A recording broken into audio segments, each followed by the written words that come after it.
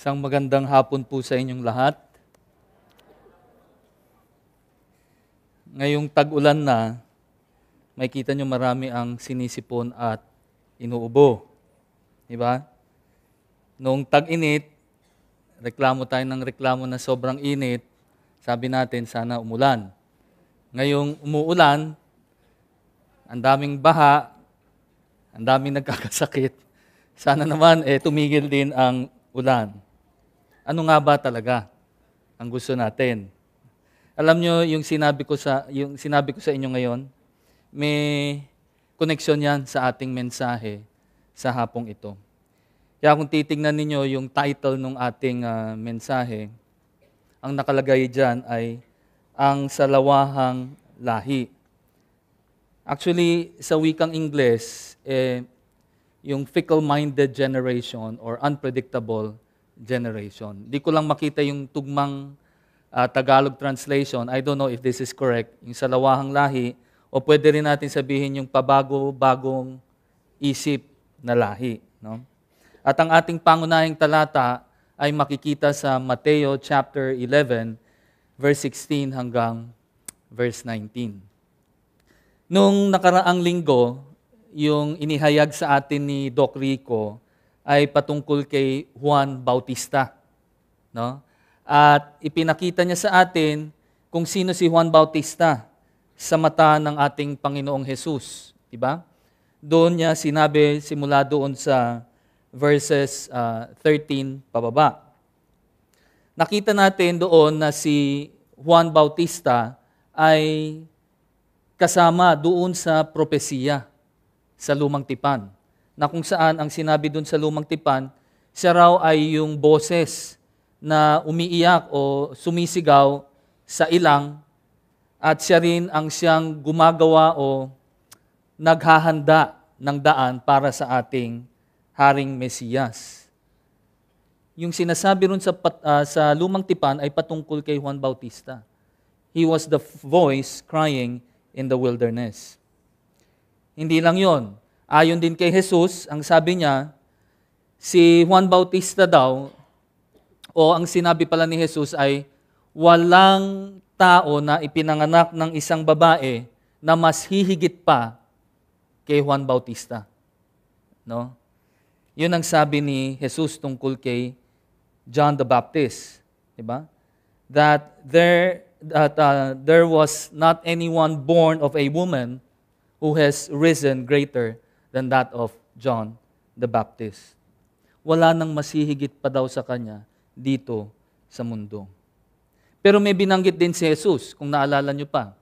Ang sabi ni Jesus na si Juan Bautista daw, kung ikukumpara dun sa pinakamaliit doon sa kaharian niya, ay mas higit pa raw kesa kay Juan Bautista.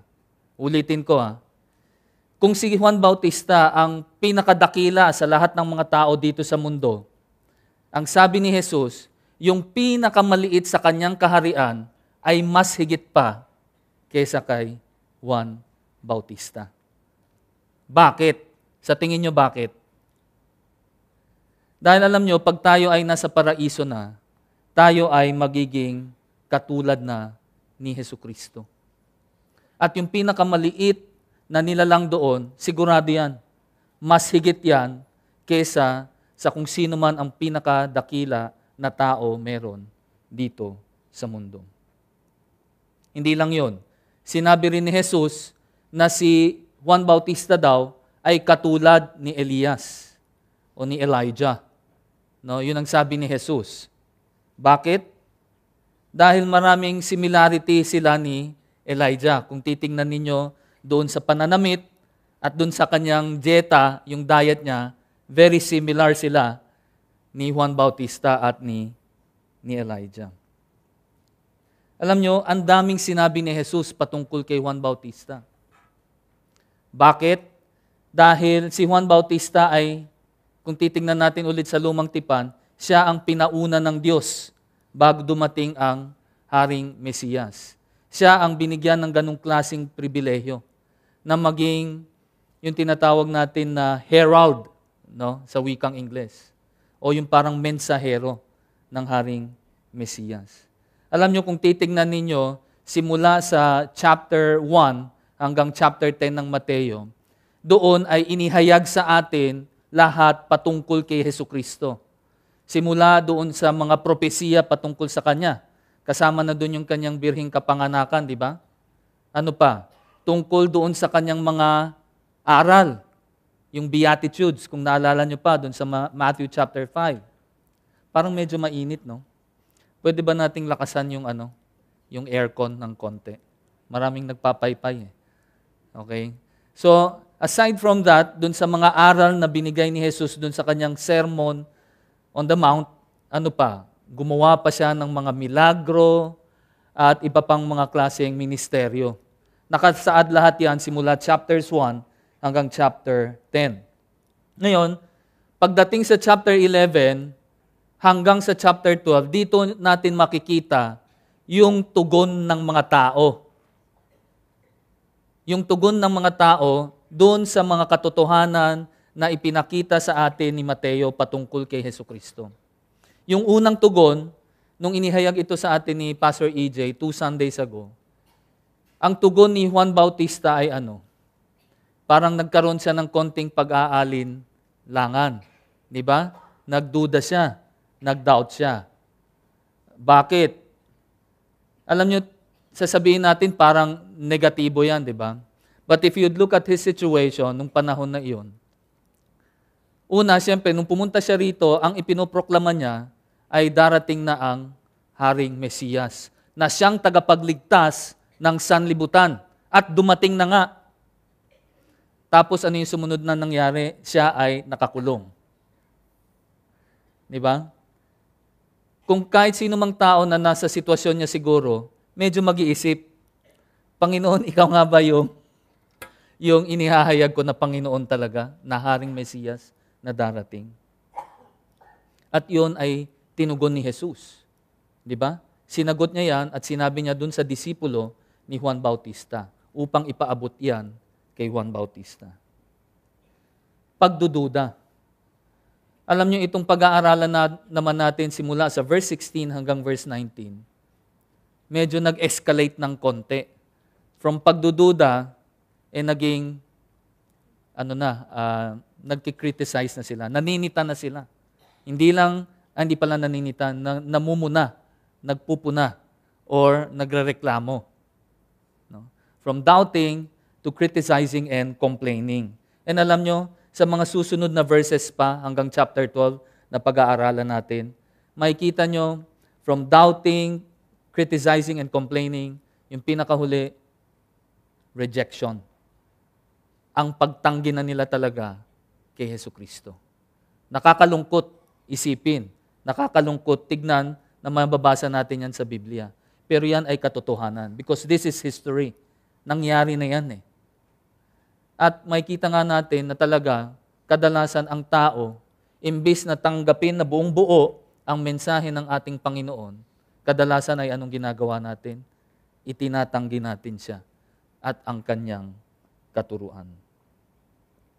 At yan po ang ginawa nitong mga Israelita na ito. Ang ginawa nila, hindi lang siya ay nirereklamo o siya ay pinupuna, sa bandang huli pa, si Jesus ay kanilang itinanggi. Kaya sa oras na ito, ay kung pwede sana ay anyayahan ko kayong magsitayo. Basahin po natin ng sabay-sabay yung ating pangunahing talata sa Mateo chapter 11, verse 16 hanggang verse 19. Sabay-sabay po nating basahin yan. Ngunit, saan ko itutulad ang lahing ito? Ito ay katulad ng mga batang nakaupo sa mga pamilihang dako at tinatawag ang kanilang mga kasama. Sinasabi nila, tinugtugan namin kayo ng plauta, ngunit hindi kayo sumayaw. Nagluksa kami, ngunit hindi kayo tumangis. Ito ay sapagkat dumating si Juan, hindi siya kumakain ni umiinom, at sinabi nilang siya ay may demonyo.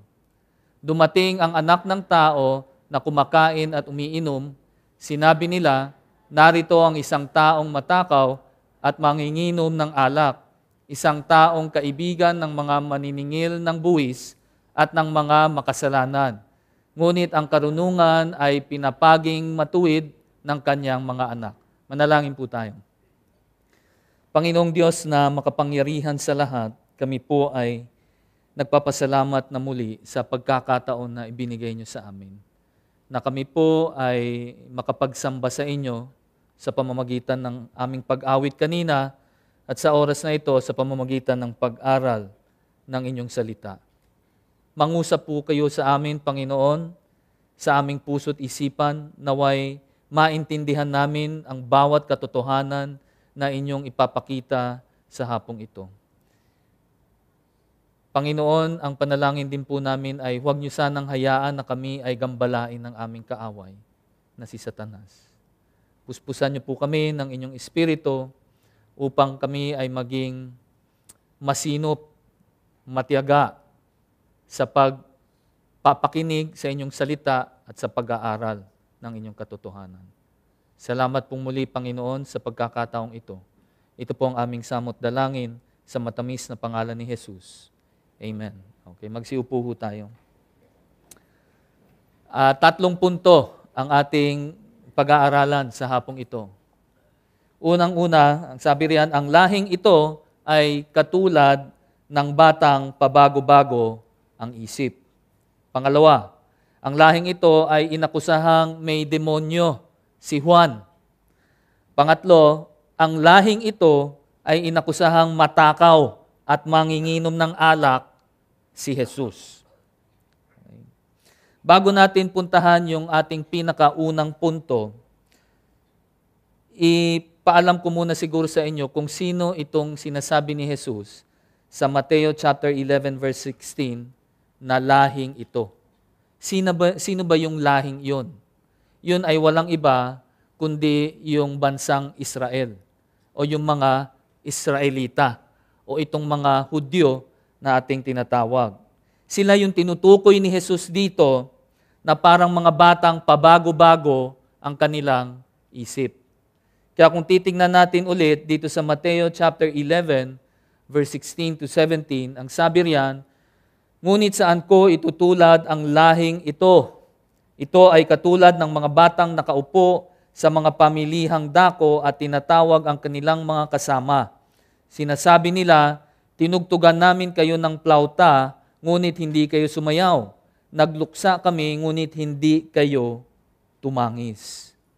Itong lahing ito, itong henerasyon na ito, itong bansang Israel o yung mga Hudyo o yung mga Israelita, ang sabi ng Diyos, ang kanilang pag-iisip daw ay pabago-bago, na parang isang bata. At marami silang, at kung makikita natin, may mga binanggit si Jesus dyan, na kumbaga, yung mga bata daw, pag nasa palengke, at sila ay naglalaro, minsan ang ginagawa nila ay naglalaro sila nung tinatawag nating flute. No? Nagtutugtog sila nung flute. Sa Tagalog yung plauta. Tama ba? Plauta yung nakalagay dyan, di ba? And usually, pag may nagtutugtog ng flute, yun ay ginagamit as parang celebration. No? Whether may festival or any festivities or kaya pag mayroong ikakasal. Kadalasan yan may prosesyon kasi at may mga tumutugtog at ang ginagamit ay yung tinatawag natin na plauta. So itong mga bata na to, gustong-gusto nilang ginagaya yung mga adults, yung mga mama at yung mga matatandang mga tao na. Ginagaya nila ito as part of their games. So isa na yun, yung pagtugtog ng plauta habang yung ibang mga bata naman ay sumasayaw. Naalala ko nung bata ako, mahilig din akong gayahin yung mga matatanda, di ba? Na-experience na bang maglaro ng bahay-bahayan? Ha? Nung bata hindi nung matanda na, bawal na yun pag tumanda kayo at nagbahay-bahayan pa kayo. Na-experience nyo ba yun, di ba? Ako, it's either ako yung tatay o ako yung anak na lalaki. Kadalasan ganun yung naglalaro kami ng mga kapitbahay namin. Aside from that, I remember yung pinakapaborito ko is maglalatag kami ng mga bangko o yung mga sila na maliliit, ipoporma namin na parang isang jeep. Tapos ako yung driver, tapos meron akong mga pasahero sa gilid. Ganun ang laro namin dati.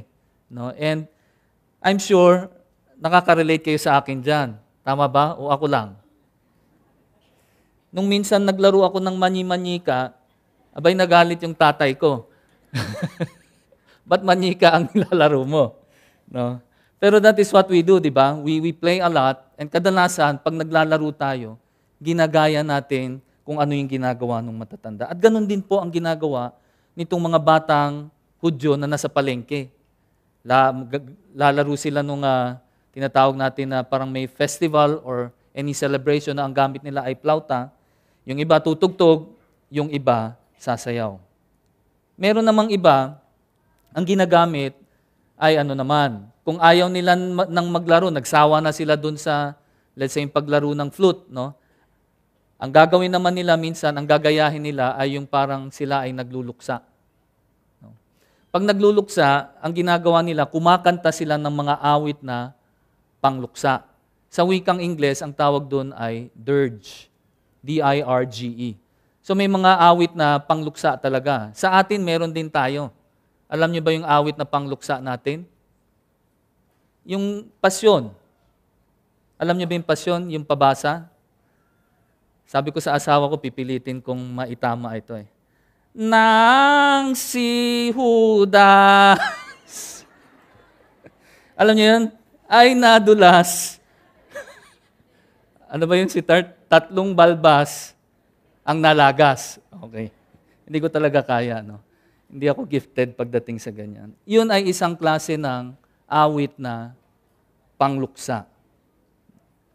At alam nyo, yung mga bata, ganun din ang ginagawa nila. Yun ay ginagaya nila, parang minsan siguro nagpo-prosesyon sila, o merong nakalagay sa kahon, na parang may namatay, may nagpo-portray na parang siya yung patay, at yung iba ay kumakanta, at yung iba naman ay umiiyak. Ang sabi ni Jesus, inihalin tulad niya itong lahi ng mga Hudyo, katulad nitong mga bata na ito.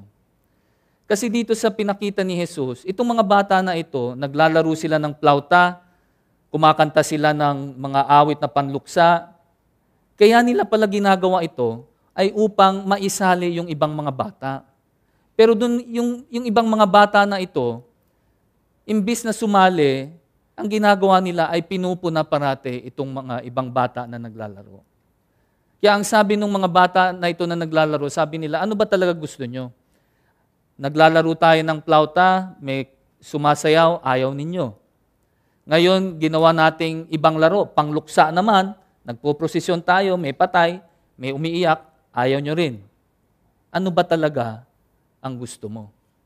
Itong mga bata na ayaw sumali at puro na lang pampuna ang ginagawa, dito inihahalin tulad ni Jesus yung lahi ng mga Hudyo, itong bansang Israel.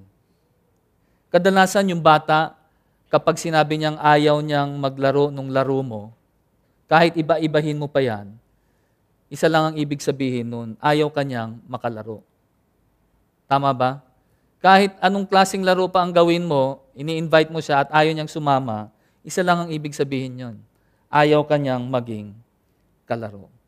At itong mga Hudyo na ito, pag bago-bago man ang isip at puro pamumuna na lang at pagkikriticize at pagrereklamo ang kanilang ginagawa, isa lang ang ibig sabihin nun.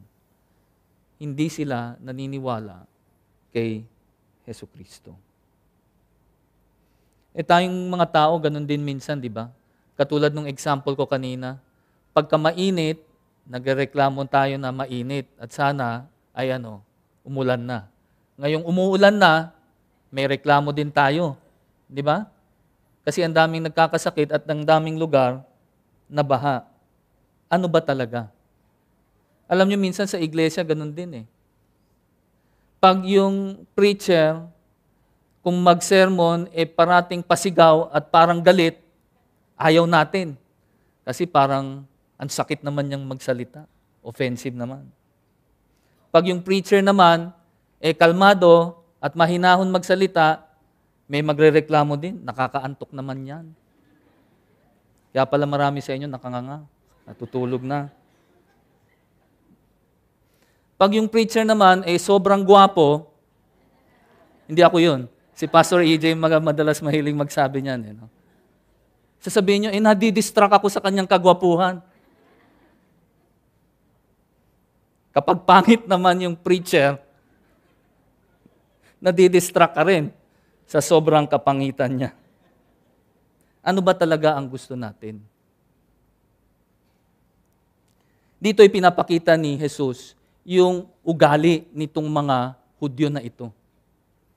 Na kaya sila ganun na pabago-bago ang isip ay sa kadahilan ng hindi sila naniniwala kay Kristo. At hindi lang yun, pati na rin kay Juan Bautista. Kung titignan ninyo sa Mateo chapter 11 verse 18, ito na yung ating pangalawang punto. Sabi riyan, ito ay sapagkat dumating si Juan, hindi siya kumakain ni umiinom, at sinabi nilang siya ay may demonyo. Biro nyo, inakusahan nitong mga Hudyong ito na si Juan Bautista daw ay may demonyo. Meaning to say, sinasaniban daw siya ng demonyo. Pero kung titignan nyo yung verse ulit na yon, bakit kaya sinabi ni Jesus na si Juan Bautista ay hindi kumakain at umiinom? Ano kaya ang ibig niyang sabihin doon? Talaga bang hindi siya kumakain at hindi umiinom? Para maintindihan natin lalo ito, tingnan natin yung pagkatao ni Juan Bautista. Ano ba si Juan Bautista? Alam niyo po, si Juan Bautista ay isang, tinatawag natin sa wikang Ingles, ay isang Nazirite. Sa Tagalog ay Nazareo. Hindi Nazareno. Ang Nazareno ay taga-Nazareth, no, or Nazarene. Ang Nazirite o yung Nazareo ay isang klaseng tao na parang may panata siya sa Diyos. Tingnan natin dito sa Bilang, chapter 6, verse 1 hanggang verse 4. Bilang, chapter 6, verse 1 hanggang verse 4. Ang sabi rito, at sinalita ng Panginoon kay Moises, na sinasabi, salitain mo sa mga anak ni Israel at sabihin mo sa kanila, pagka ang sinumang lalaki o babae ay gagawa ng isang tanging panata ng isang Nazareo upang tumalaga sa Panginoon, ay hihiwalay siya sa alak at sa matapang na inumin. Siya ay hindi iinom ng suka ng alak o tubang nakalalasing. Niiinom man ng anumang katas na galing sa ubas o kakain man ng sariwang ubas o pasas. Sa lahat ng araw ng kanyang pagkatalaga ay hindi siya kakain ng anumang bagay na ibinubunga ng puno ng ubas, magmula sa mga butil hanggang sa balat. Si Juan Bautista ay isang Nazareo. At ang isang Nazareo ay hindi yan tumitikim o umiinom ng alak o kahit man lang katas na galing sa ubas o yung mismong ubas, hindi sila kumakain. Yan ay kasali sa kanilang panata. Hindi lang yun Makikita pa natin later on, pati sa pagkain nila. Meron din silang certain diet. Pero bago yan, tingnan muna natin ulit yung sa Lucas chapter 1 verse 15. Ano ang sabi sa Lucas chapter 1 verse 15?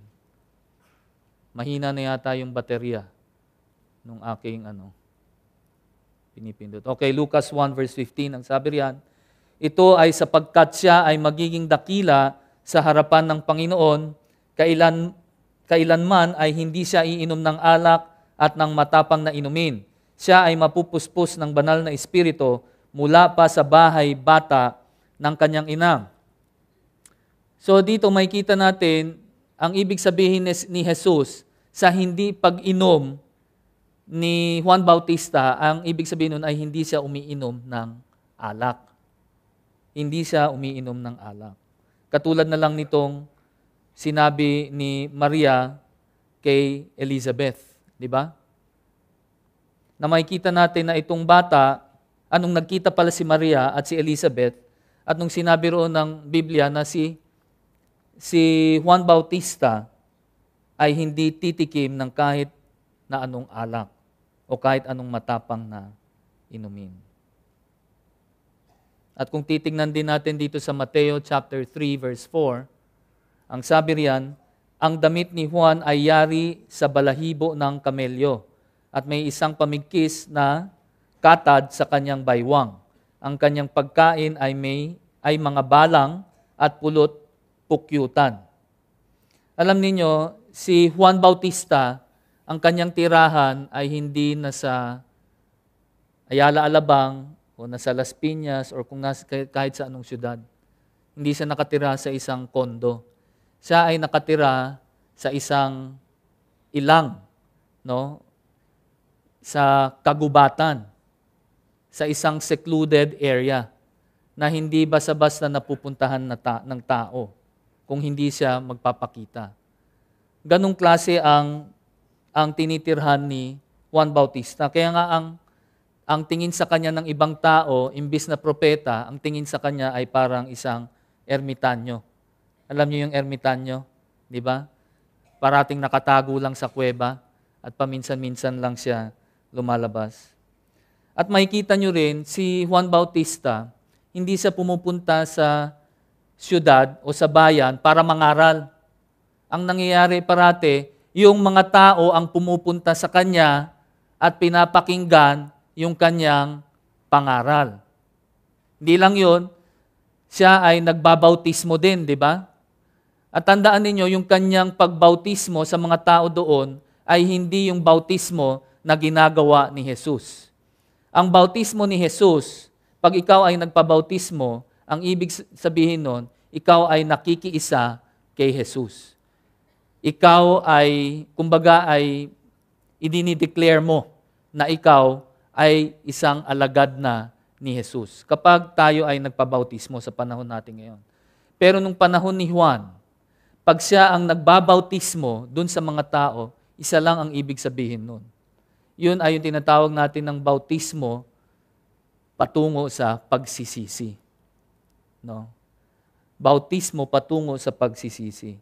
Kaya sila nagpapabautismo dahil ipinapakita nila na sila ay nagsisisi. Dahil alam ninyo, yung mensahe na ibinigay ni Juan Bautista nung siya ay nandito pa sa lupa, ang mensaheng kanyang ipinangaral ay ito, magsisi kayo. Yun ang kanyang mensahe. At kung ang tao ay nagising dun sa kanyang pagkatulog na naintindihan niya na siya ay isang makasalanan at kailangang magsisi, automatic yan. Magpapabautismo yan kay Juan Bautista. Kaya siya tinawag na Juan Bautista. Hindi niya apelido yung Bautista. Okay? Ang ibig sabihin lang noon, siya ay nagbabautismo kasi ng tao. Kaya naging Juan Bautista. Sabi nga ni Jesus sa kanya, ang pakilala nga ni Jesus sa kanya na siya ang pinakadakila sa lahat ng mga tao na ipinanganak ng isang babae. At siya ay inihalin tulad din ni Jesus kay Elijah. Pero alam nyo, kung yan mga salita na yun ay galing kay Jesus, alam nyo kung ano naman ang sinabi nitong mga Hudyo patungkol kay Juan Bautista? Ang sabi sa kanya, siya ay sa demonyo daw. Siya ay sinasaniban daw ng demonyo. At hindi lang yan sinabi kay Juan, pati na rin kay Jesus, sinabi rin yan nitong mga Hudyong ito. Kung titingnan ninyo sa Juan chapter 10 verse 20 to 21, ang sabi riyan, marami sa kanila ang nagsabi, siya ay may demonyo at nahihibang. Bakit kayo nakikinig sa kanya? Sinabi ng iba, hindi ito mga pananalita ng isang inaalihan ng demonyo. May kapangyarihan bang makapagpamulat ng mata ang demonyo?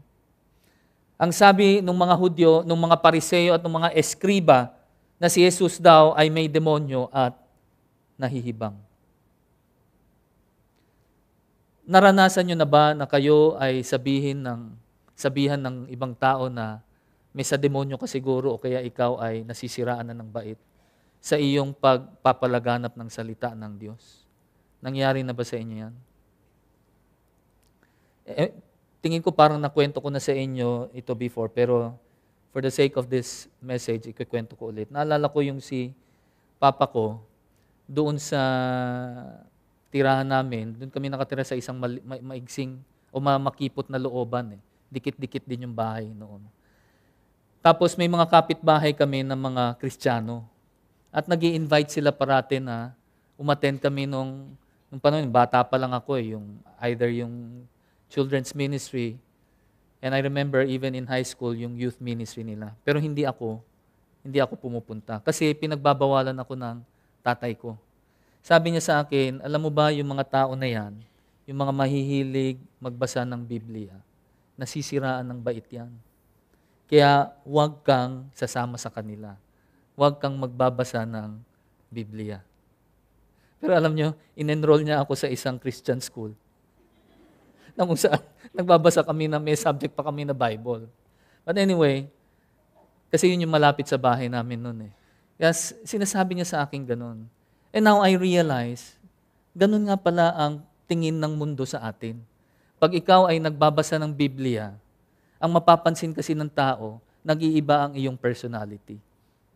Minsan, inoffend ka na, sinaktan ka na, imbis na nagalit ka, mabuti pa rin ang pakikitungo mo sa kanila. Ang dating sa kanila niyan, nasisiraan ka na ng bait. Parang hindi normal. But you know what? Tayo bilang Kristiyano, sinusunod lang natin yung sinasabi ng Diyos, di ba? Dito sa Biblia. Kaya yung dinanas dito ni Juan Bautista at ni Jesus, I am sure kung ikaw ay isang tunay na Kristiyano, na ikaw ay tunay na sumusunod sa kanyang salita, sigurado yan, na-experience nyo itong sinasabi ko. Itong naranasan ni Kristo Jesus, ni Juan Bautista, sigurado ko ay naranasan din ninyo. Kaya nga itong mga batang ito, na sinabi ni Jesus, hindi mo maintindihan.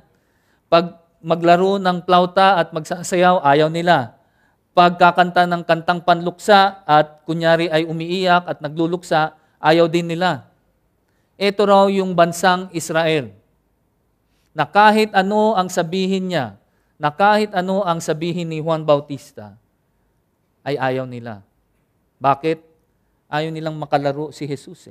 Ayaw nilang makalaro si Juan Bautista. Ang ibig kong sabihin, hindi nila pinapaniwalaan ang sinasabi ni Jesus. Ayaw nilang paniwalaan na si Jesus ang tunay na Haring Mesiyas. Kaya bali-baligtarin mo pa man din yung salita ng Diyos sa kanila, hindi pa rin nila maiintindihan yan. Kaya ang dating nila tuloy ay pabago-bago ang isip. Kung titingnan natin dun sa ating pinakahuling punto, sa Mateo chapter 11, verse 19. Dito makikita natin, inakusahan naman si Jesus na isang matakaw na tao at manginginom ng alak. Mateo 11:19, ito yung sabi rito. Dumating ang anak ng tao na kumakain at umiinom, sinabi nila, narito ang isang matakaw at manginginom ng alak, isang taong kaibigan ng mga maniningil ng buwis at ng mga makasalanan. Ngunit ang karunungan ay pinapaging matuwid ng kanyang mga anak. Dito, inakusahan ng mga Hudyo na si Jesus ay isang matakaw na tao. Sa wikang Ingles, isang glutton o a gluttonous man. Yun ang sabi sa wikang Ingles. At isang manginginom ng alak. Yun ang paratang kay Jesus. Kanina, ang paratang kay Juan ay ano? Isang sinasapian ng demonyo. Kay Jesus naman, manginginom at matakaw. Bakit kaya ganun ang sinabi? Tandaan nyo kanina, si Juan Bautista, dumating siya, ibang itsura niya Dumating siya, nung nakita siya ng tao, ang damit niya ay buhok ng kamelyo. Di ba? Parang yan sa mga, tawag dito sa mga Hudyo, parang sackcloth, na tuwing sila ay nagluluksa, yun ang suot-suot nila. At ano pa? Kung titingnan niyo siguro ang itsura ni Juan Bautista, mahaba ang balbas, mahaba ang buhok, hindi nag-aahit. Di ba? Mukhang nagluluksa. Tama ba? Kung titignan ninyo naman si Jesus, nung siya ay dumating, hindi katulad ni Juan Bautista. Si Juan Bautista, parate nasaan? Nandun siya sa ilang. Nandun siya sa kagubatan. Doon siya nakatira. Pwede nga nating sabihin na siya ay parang anti-social. Hindi siya mahilig makihalubilo sa tao. Si Jesus, nung dumating, diretso siya doon sa mga tao. Nilapitan niya ang mga tao. Si Juan Bautista ay parang hinahahambing ni Jesus doon sa mga batang naglalaro na parang sila ay nagluluksa. Si Jesus naman, ang inihalin tulad nila doon sa mga batang nagse-celebrate, no? Parang may festivities, parang may piyesta. Kasi nung si Jesus ay dumating at nakihalubilo siya doon sa mga taong makasalanan, ano ang tawag sa kanya? Siya ay isang matakaw na tao at isang manginginom ng alak. Si Juan Bautista naman, dahil mukhang nakatago, mukhang ermitanyo, ang tawag naman sa kanya ay may sa demonyo. Tingnan natin sa Mateo chapter 4 verse 23. Ang sabi riyan, nilibot ni Jesus ang buong Galilea na nagtuturo sa mga sinagoga. Ipinangangaral niya ang ebanghelyo ng paghahari ng Diyos. Nagpagaling siya ng lahat ng uri ng sakit at panghihina ng katawan ng mga tao. Si Jesus, hindi katulad ni Juan Bautista. Si Juan Bautista, nandun lang sa kagubatan, naghihintay ng taong dumating at makinig sa kanya. Si Jesus iba. Pinuntahan niya yung mga tao at inihayag niya ang kanyang mensahe. Though ang mensahe nila ay pareho, di ba? Ano yung mensahe ni Juan Bautista? Mangag-sisi kayo. Ang mensahe rin ni Jesucristo ay ano? Mangag-sisi kayo. Parehong mensahe, ibang pamamaraan. Ang pamamaraan ni Jesus, nakihalubilo siya sa mga taong makasalanan. Tingnan natin dito sa Mateo chapter 9, verse 10 to 11. Ang sabi rito, nangyari na nang si Jesus ay nakaupo sa hapagkainan ng bahay, narito dumating ang maraming maniningil ng buwis at mga makasalanan. Sila ay umupo upang kumain kasama niya at ang kanyang mga alagad. Nang makita ito ng mga Pariseo, sinabi nila sa kanyang mga alagad, bakit ang guro ninyo ay kumakain kasalo ang mga maniningil ng buwis at ang mga makasalanan? Alam niyo si Jesus, nung pumunta siya rito, may pakay siya may misyon siya. At alam niya kung ano ang misyon niya. Puntahan itong mga taong makasalanan at ihayag ang salita. Pinupuntahan niya yung mga prostitutes, yung mga tax gatherers, yung lahat, kumbaga sa mata ng mga Pariseo, yung mga itinatapon ng lipunan, yun ang pinupuntahan ni Jesus. Hindi lang yun Pinuntahan pa niya yung mga bahay nila at nakisalo sa kanilang pagkain at pag-inom. Hindi issue dito yung kanyang pagkain at pag-inom. No? Ang issue dito ay yung pakikihalubilo niya doon sa mga taong makasalanan. Yun ang itinitira sa kanya nung mga Pariseo na ito. Bakit ka nakikisalo dito sa mga makasalanang tao na ito? Kaya sila nagagalit. Kaya sila naiinis kay Jesus dahil nakikita niya na sinasabi mo ikaw ang Mesiyas pero nakikihalubilo ka dito sa mga taong ito. At yung mga tinuturo ni Jesus, kaya din sila galit na galit, yung tinuturo kasi ni Jesus ay parate kabaligtaran nung mga itinuturo nitong mga Pariseo at nitong mga eskriba. Kaya sila galit na galit kay Jesus. Kaya ang sabi ni Jesus, kung titingnan natin dun sa mga susunod na verses pa, sa verse 12 and 13, pakinggan yung maigi ito. Ang sabi rito, ngunit nang marinig ito ni Jesus, sinabi niya, ang malulusog ay hindi nangangailangan ng manggagamot, kundi ang mga may sakit. Humayo kayo at pag-aralan ninyo ang kahulugan nito. Habag ang ibig ko at hindi hain, sapagkat naparito ako. Hindi upang tawagin ang mga matuwid, kundi ang mga makasalanan, upang magsisi. Upang magsisi. Si Jesus, imbis na iwasan yung mga itinatapon ng lipunan, anong ginawa niya? Nakihalubili siya. Yung pakikipag-associate ni Christ dun sa mga taong ito, hindi ibig sabihin ay nakisama siya. Ang sinasabi lang natin ay pinuntahan niya itong mga tao na ito at nakihalubilo. Pero hindi natin sinasabi na ginaya niya yung ginagawa nitong mga taong ito. Pinuntahan niya ito dahil meron siyang pakay. At ano yun?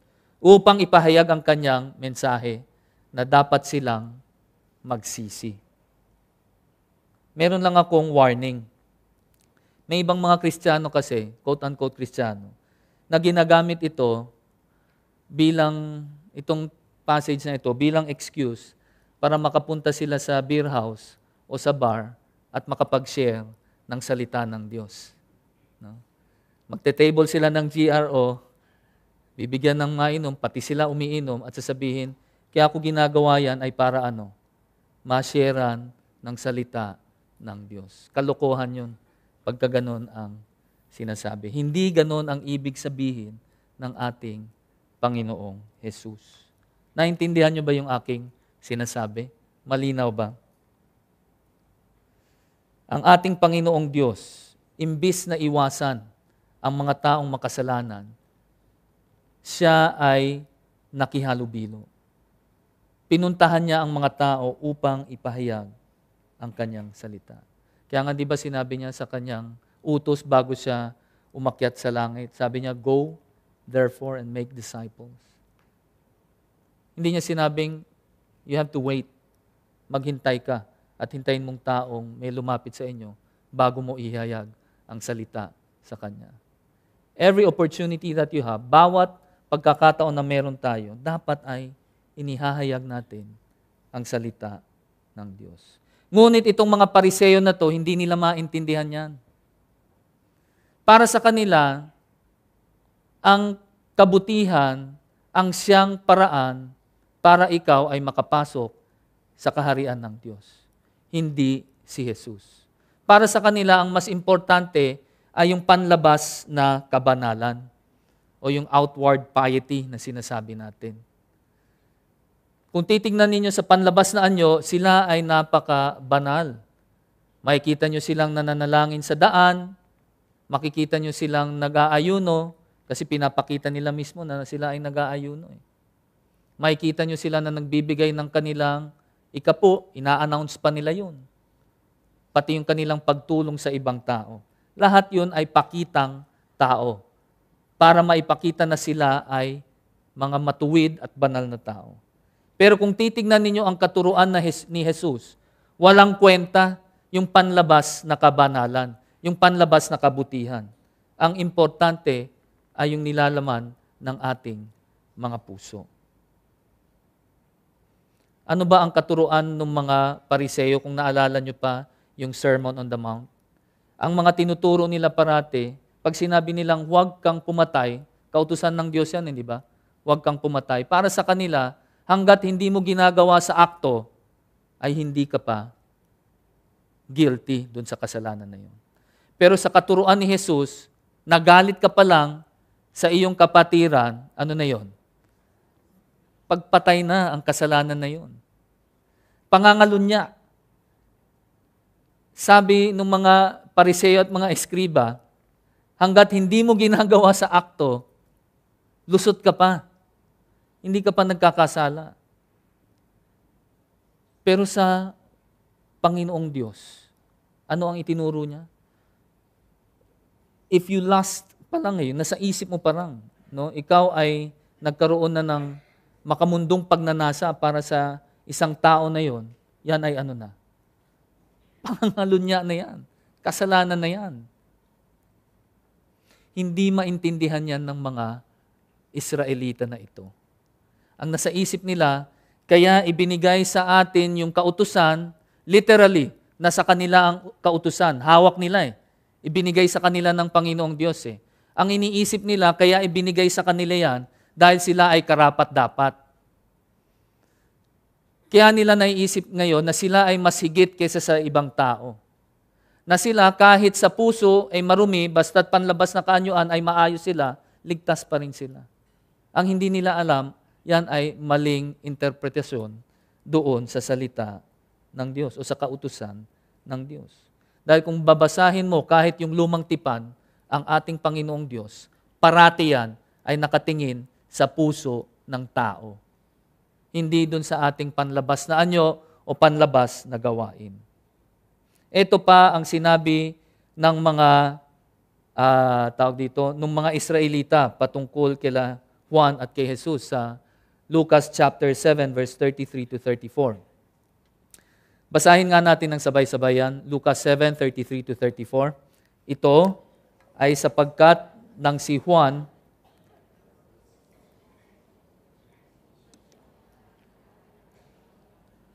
at sinasabi ninyo, siya ay may demonyo.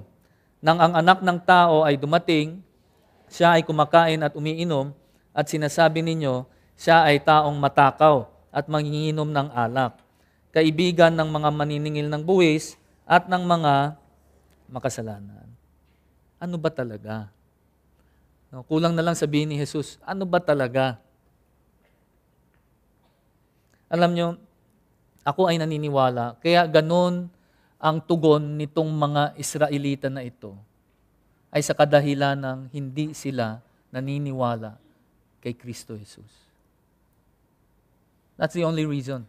Kaya kahit ano ang gawin ni Jesus, kahit anong gawing pag-share ni Juan Bautista o ni Jesus sa Ebanghelyo ng Diyos, hindi sila maniwala ay sa kadahilan ng hindi nila tinatanggap si Jesus bilang Mesiyas, bilang tagapagligtas nila.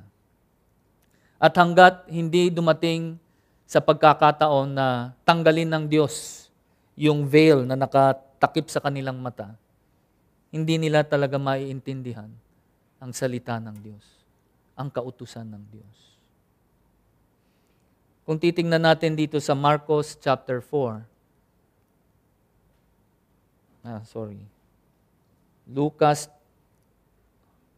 Marcos chapter 4 muna. Okay. Basahin ko na lang po. If you have your Bibles with you, buksan ninyo sa Marcos chapter 4, verse 11 hanggang 12. Ang sabi rito, sinabi niya sa kanila, ang makaalam ng hiwaga ng paghahari ng Diyos ay ibinigay sa inyo. Ngunit sa kanila na nasa labas, ang lahat ng mga bagay ay ginagawa sa talinhaga. Ginawa ko ito sa ganitong paraan upang sa pagtingin sila ay makakakita, ngunit hindi makakatalos. Sa pakikinig sila ay makakarinig, ngunit hindi makakaunawa. Kung hindi gayon, sila ay manunumbalik at ang kanilang mga kasalanan ay mapapatawad. Ang sabi ni Jesus, these people will be forever hearing but never understanding. Parati nilang mababasa, maririnig ang salita ng Diyos, pero hindi nila maiintindihan. At hanggat hindi tanggalin ng Diyos itong veil na nakatakip sa kanilang mata, hindi sila makakarating sa kaligtasan. Akala nila kasi, dahil ibinigay sa kanila ang kautusan, sila ay ligtas na. Hindi po. Ang kaligtasan ay nagmumula lamang sa pananampalataya kay Hesukristo at paniniwala sa Kanyang salita. Kung iniisip ninyo na ang inyong mabubuting gawa ang siyang makakaligtas sa inyo, yan ay maling-mali po. Dahil yun ang sinasabi ng ating Panginoong Hesus na itong mga Hudyo na ito, na akala nila dahil sa kanilang panglabas na kabanalan, sila ay maliligtas. Tandaan ninyo, ang tinitignan parati ng Panginoong Diyos ay ang ating mga puso. Kaya kung titingnan ninyo dito sa Lucas chapter 18 verse 10 to 14, ang sabi rito, 2 lalaki ang umahon sa templo upang manalangin, ang isa ay pariseyo at ang isa ay maniningil ng buwis. Tumayo ang pariseyo at nanalangin siya sa kanyang sarili ng ganito, Diyos, pinasasalamatan kita na hindi ako katulad ng ibang tao. Hindi ako katulad nila na mga mangingikil, mga hindi matuwid at mga mangangalunya. Hindi rin ako katulad ng maniningil ng buwis na ito. 2 ulit akong nag-aayuno sa loob ng 1 linggo, nagbibigay ako ng ikapo sa lahat ng bagay na aking tinatangkilik.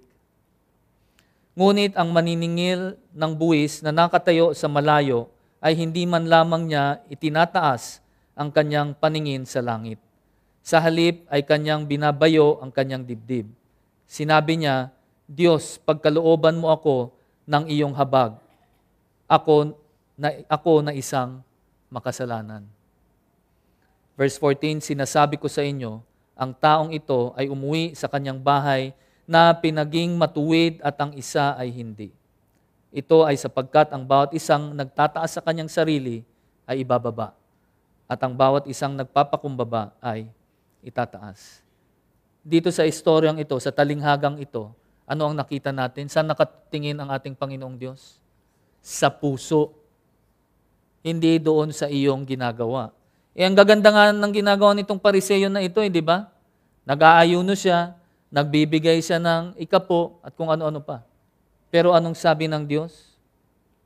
Hindi siya ang magiging matuwid sa harapan niya. Kundi sino?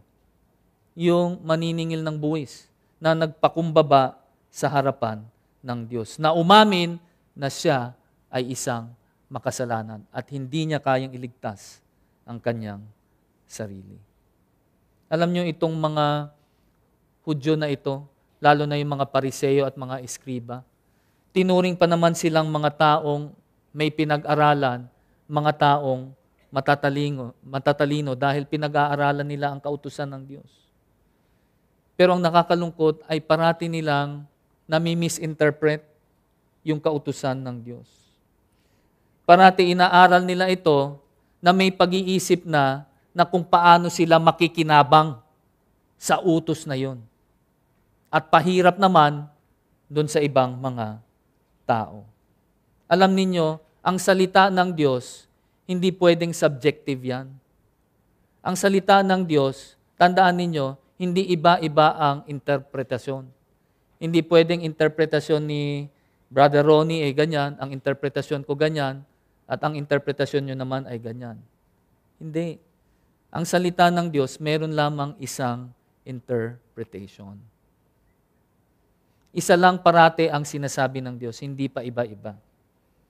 Ito lang yung problema. Kadalasan ang tao, mali-mali ang pagkaintindi sa kanyang salita. Kaya nga nung si Jesus, nung tinuro niya ang kanyang kautusan, di ba? Itinuro niya yung kanyang kautusan eh. Thou shalt not commit murder, thou shalt not commit adultery, di ba? Itinuro niya yon. Siya ang karapat-dapat na magturo. Bakit? Kasi siya ang nagbigay ng utos na yun eh. Nung tinuro niya yan sa kanyang mga disipulo, sa kanyang mga alagad, nabigla nga sila, di ba? Kasi ang sabi niya, pag ikaw ay nagalit sa iyong kapwa, you are guilty of what? Murder. Pag ikaw ay nagkaroon ng makamundong pagnanasa sa isang tao, you are guilty of what? Adultery. Ganoon katindi ang kautusan ng Diyos. Pero iba ang dating sa mga Hudyong ito. Kaya mali-mali ang kanilang pagtuturo. Alam ninyo, marami ding ganong klaseng tao sa panahon natin ay nandirito. Yung sila ay magaling lamang sa pamumuna, pagrereklamo, tapos ang pagtingin sa salita ng Diyos ay mali-mali pa. Itong mga taong ito, kadalasan ay may mababaw na pagkakaintindi sa salita ng Diyos. Kaya doon sa kanilang pamamalakad o sa pamamalakad ng kanilang personal na buhay, sa kanilang pamilya o pati na rin sa kanilang trabaho o sa kanilang negosyo, mali-mali. Hindi naaayon sa salita ng Diyos. Pero sinasabi nila sila ay Kristiyano. Pero kung titignan mo sa kanilang pamamalakad, sa kanilang metodolohiya, hindi naaayon sa salita ng Diyos, kundi naaayon sa ideya ng tao. Ang nakakalungkot, minsan pati sa iglesia, na imbes na ang susunduin natin ay yung pamamaraan ng Diyos na naaayon sa kanyang salita, minsan nasasapawan pa ito ng mga ideolohiya ng tao, ang pamamaraan ng tao, para lang maipalaganap ang kanyang salita. At yan ay nangyayari sa panahon natin ngayon. Maraming mga iglesia na kung titignan mo, pag sila ay nagko-conduct ng service na katulad nito, hindi na mukhang salita ng Diyos ang ipinapangaral. Mukha ng parang isang seminar. Dahil ang pinapangaral nila ay yung kanilang sariling mga eksperyensya at katuruan ng mga tao. Yan ang ginagawa nitong mga Hudyong ito, na hindi nalalayo sa panahon natin. Kung hindi tayo maging maingat, ay pwede rin tayong maging katulad nitong lahi na pabago-bago ang isip. Bakit pabago-bago? Hindi kasi sila tunay na naniniwala na si Kristo Jesus ang tagapagligtas, na ang kanyang salita ay talagang galing sa kanya. Kung titignan natin yung huling verse ko na sa Gawa, mga Gawa chapter 17, verse 10 to 11. Ang sabi riyan, kinagabihan ay agad-agad na pinaalis ng mga kapatid sina Pablo at Silas papuntang Berea. Pagdating nila roon sila ay pumasok sa sinagoga ng mga Hudyo. Sila ay higit na mararangal na tao kaysa sa mga taga-Tesalonika. Tinanggap nila ang salita ng buong sigasig. Sinaliksik nila ang mga kasulatan araw-araw kung tunay nga ang mga bagay na ito. Ito yung tunay na Kristiyano. Ito yung tunay na mananampalataya. Na pag naihayag sa kanila ang salita ng Diyos, hindi sila nakokontento na nakikinig lang sila o di kaya natutulog habang nakikinig. Hindi sila nakokontento ng ganyan. Mas nakokontento sila na kanilang, sinasaliksik. No? Ang ibig sabihin ng sinasaliksik sa English ay examine. Kumbaga, kina-counter-check nila kung ang sinasabi nitong mga ngaral na ito ay tama o naaayon ba sa salita ng Diyos o hindi. Ganon yung mga mananampalataya sa Berea. And I truly hope na ganon din yung mananampalataya ng Filipino Church. Na hindi kayo nakokontento sa sinasabi ng mga ngaral dito. Kayo mismo, pinag-aaralan ninyo yung salita ng Diyos. Alam ninyo, uulitin ko sa inyo, ang issue dito ay hindi yung pamamaraan ng paghayag ni Juan Bautista ng salita ng Diyos o ni Jesus, yung paghayag niya ng kanyang katotohanan. Hindi issue dito no kung kanino yung mas tama, kay Juan Bautista o kay Jesus. Hindi yun ang issue. Ang issue nga rito ay yung itong mga tinatawag nating salawahang lahi. Itong mga lahi na pabago-bago ang isip. Itong mga Hudyong ito. Na kaya sila pabago-bago ang isip, na kahit anong presentation mo ng salita ng Diyos sa kanila, ay hindi nila tinatanggap. Bakit? Hindi kasi sila naniniwala kay Kristo Jesus at sa kanyang salita. Hindi nalalayo yan sa panahon natin ngayon. Katulad ng sinasabi ko kanina, marami ngayon na mga iglesia na ang ginagamit na pagpahayag sa salita ng Diyos ay sa pamamaraan ng tao at hindi sa pamamaraan ng salita ng Diyos. Alam niyo kung bakit ganon? Isa lang ang kadahilanan nun. Dahil ang tingin natin sa salita ng Diyos ay mababa. Oo, pag pinakita sa inyo, ano yan? Yung hawak niyong libro, aklat, ano yan? Biblia yan, salita ng Diyos. Kung sinasabi mo nga talagang salita yan ng Diyos, ang tanong ko ngayon, pinag-aaralan mo ba? Inaalam mo ba kung ano ang kalooban sa iyo ng Diyos? Ngayon, kung sinasabi mo, hindi, kasi wala akong panahon, malamang hindi ka talaga naniniwala na yan ay salita ng Diyos. Kasi kung naniniwala ka na yan ay salita ng Diyos, araw-gabi, pag-aaralan mo yan, titignan mo kung anong sinasabi ng Diyos sa bawat sitwasyon ng iyong buhay. Gusto mong malaman kasi gusto mong maituwid ang iyong buhay. Pero kung hanggang dito lang ang iyong paniniwala na ang Biblia ay salita ng Diyos at parati lang nakatago doon sa cabinet at yung ipis at daga ang naboborn again, abay, malabo yan na sinasabi mo na ikaw ay isang tunay na Kristiyano at tunay na naniniwala sa salita ng Diyos. Kaya ang panalangin ko sa inyo, mga kapatid ko, para sa ating lahat, ay magkaroon tayo ng mataas na pananaw sa salita ng Diyos. Na kung talagang naniniwala ka na si Kristo ang tagapagligtas natin at ang Biblia ay ang kanyang salita, pag-aralan mo yan, araw at gabi, oras-oras, sa lahat ng pagkakataon na meron ka, gawin mo yan. Alam nyo, mapapansin nyo, pati mga anak ninyo, susunod yan. I'm talking through experience. Dahil nangyayari po yan sa akin. Okay? Yun lamang po, tayo po ay magsitayo at tayo po ay manalangin. Panginoong Diyos na makapangyarihan sa lahat, muli kami po ay nagpapasalamat sa katotohanan na aming natanto mula sa inyong mga salita. Tunay nga, Panginoon, na kaming mga tao ay pawang mga makasalanan. At walang paraan sa sarili naming kakayanan ang mailigtas namin ang aming sarili. Ang kailangan po namin ay lumapit sa inyo, magpakumbaba, katulad nung maniningil ng buwis na yon, na magpakumbaba at aminin na kami ay makasalanan. Yun lamang po ang paraan na kami ay makakapunta sa inyong kaharian. Kaya Panginoong Diyos, tinataas ko po sa inyo ang aking mga kapatid na nandirito ngayon, na dito sa mga katotohanan aming napag-aralan, sana po ay aming maisabuhay. At tunay nga na paglabas namin sa lugar na ito, sa bawat taong aming makahalubilo, makikita talaga nila si Jesucristo sa aming buhay. Katulad ng ginawa ninyo, Panginoong Jesus, na kung saan kayo ay nakihalubilo sa mga taong makasalanan.